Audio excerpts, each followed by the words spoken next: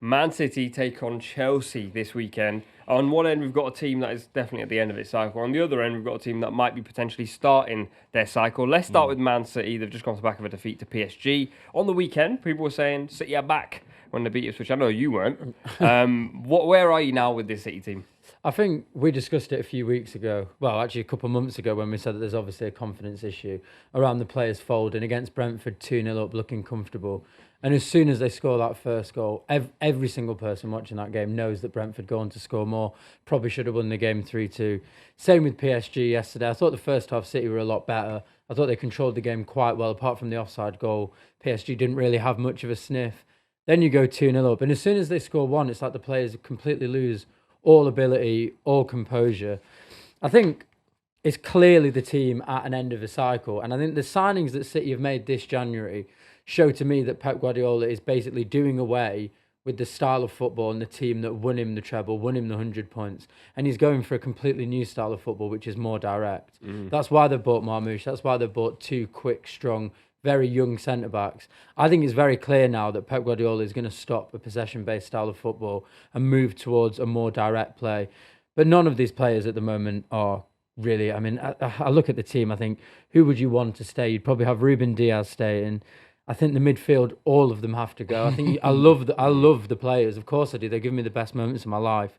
De Bruyne has lost so much pace that it kind of becomes untenable when you're playing as a midfielder in there. Kovacic, I think, in fairness, has never been good enough for City. He wasn't really brought in to be a main number 6. So I think it's unfair to criticise him.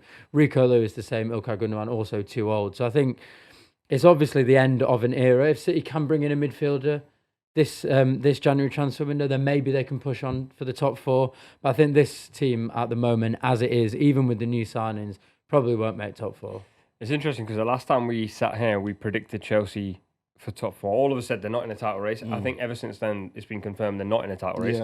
Yeah. How important do you think this game is for the race for top 4? Because evidently, if City lose, they're in big trouble. But if Chelsea... I think a lot of people say Chelsea are definitely finishing in the top 4, right? Yeah, a lot of people say that. I don't know why people are so confident, because you look at the top 4. Obviously, you have Liverpool definitely going to be in there. Arsenal definitely going to be there. And then you have the chasing pack. I know that Newcastle got slapped up on the weekend. But Bournemouth are a good team that could do that to anybody. And then you look at Forest, who aren't going anywhere, despite the fact that they made it hard work against Southampton, was it, last time out? And so I look at the top 4 race and it's so competitive. If you look down from maybe 3rd down to 8th, there's so many teams that think they can make it into the top 4. Bournemouth aren't too far away either. So I don't think it's a banker that Chelsea are in the top 4. And games like this are crucial. Chelsea don't tend to do well away at City. We were going through it before the show, and last time Chelsea won there was in 2021. I thought it was way before that. That was towards the back end of the season. City had already won the league. Like, there was other things to play for. City and Chelsea would later meet in the Champions League final. That was a more important game. So it was kind of Pep not wanting to show too much to Thomas Tuchel. But this is a very, very important game for Chelsea's psychology and mentality as well, because away from home against big teams, we don't get results. And for some of these players that are very, very young, you're right to outline the fact that this is a team at the beginning of their cycle.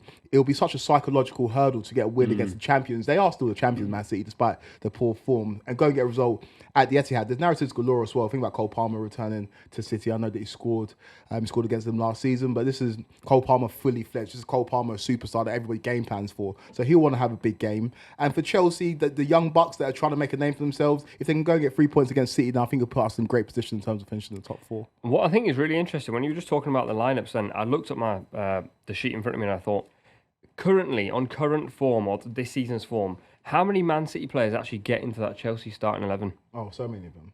So many of them? Ederson over Sanchez.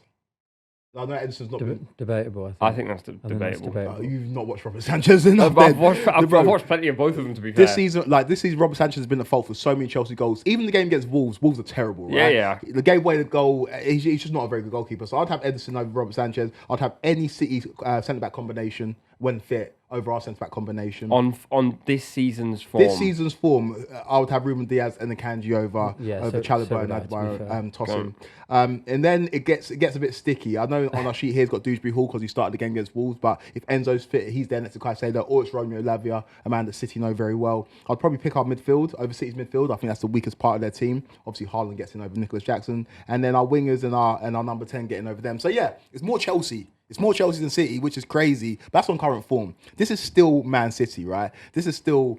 It's not though, is it? The question I was going to ask is, how long can we say this is still Man City, considering the evidence in front of us that we've seen repeatedly this season, that the only teams they've actually beaten, we spoke about this before we started recording, was Ipswich 6-0, who don't have an athletic midfield, West Ham 4-2, don't have an athletic midfield, 8-0 against Salford, and apart from that, evidence suggests City's midfield and forward line just is not at the level at the moment. It's just not a terrifying place to go to anymore. And I think loads of teams who are either lacking a little bit of confidence or haven't got one up over City in many years will be licking their lips at facing them.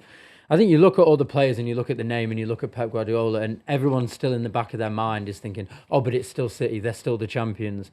But we haven't seen a drop-off in form really like this from a champions team, maybe ever.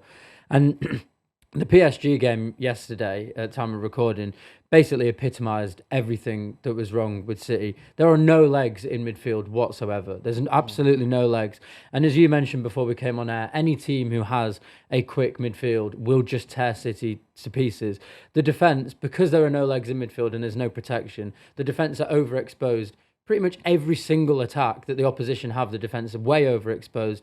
Most of them, in fairness, you can criticise them as much as you want, and there are people who are worthy of criticism, but you're talking your Diaz's, your Akanjis, your John Stones when he came on. None of them are fit. Guardiola's not even fit. So you're playing half-fit players, which is why we're leaky at the back.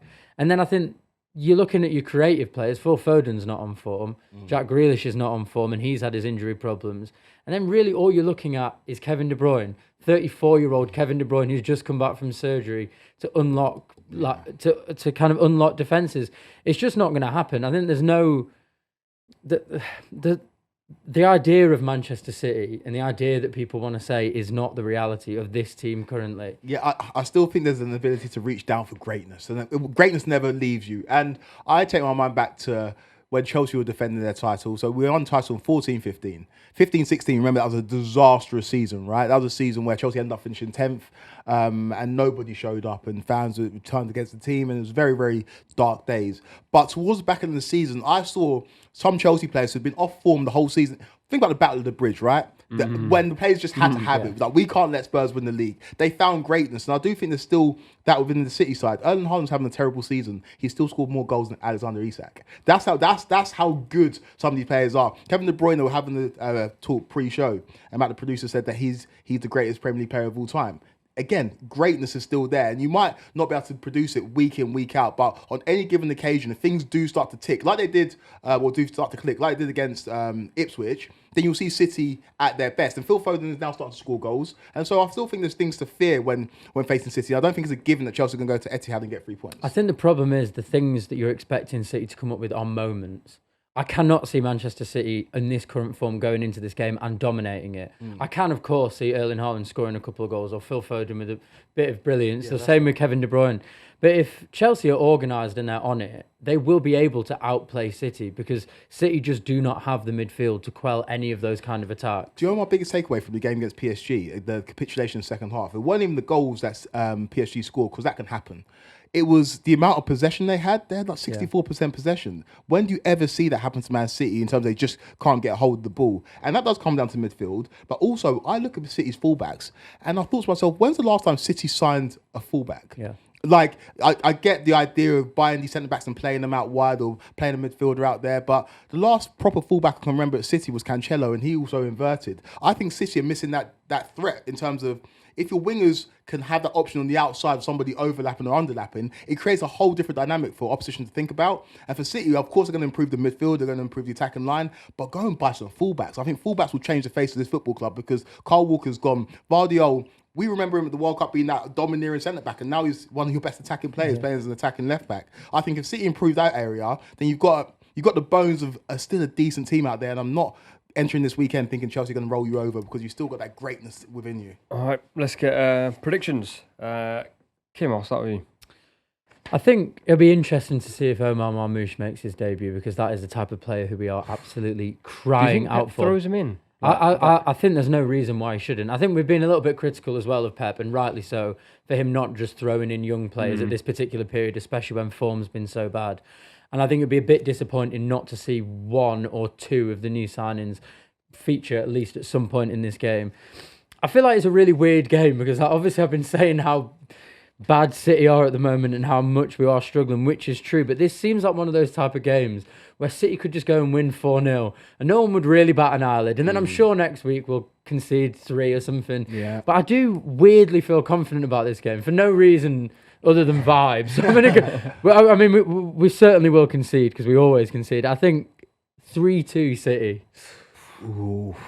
I would love to sit here and predict a Chelsea victory, but what is happening No, because it's just like it's a feeling. It's a feeling. There's no more feelings for these guys. No, I think Chelsea lose the game 2-1. I think City win.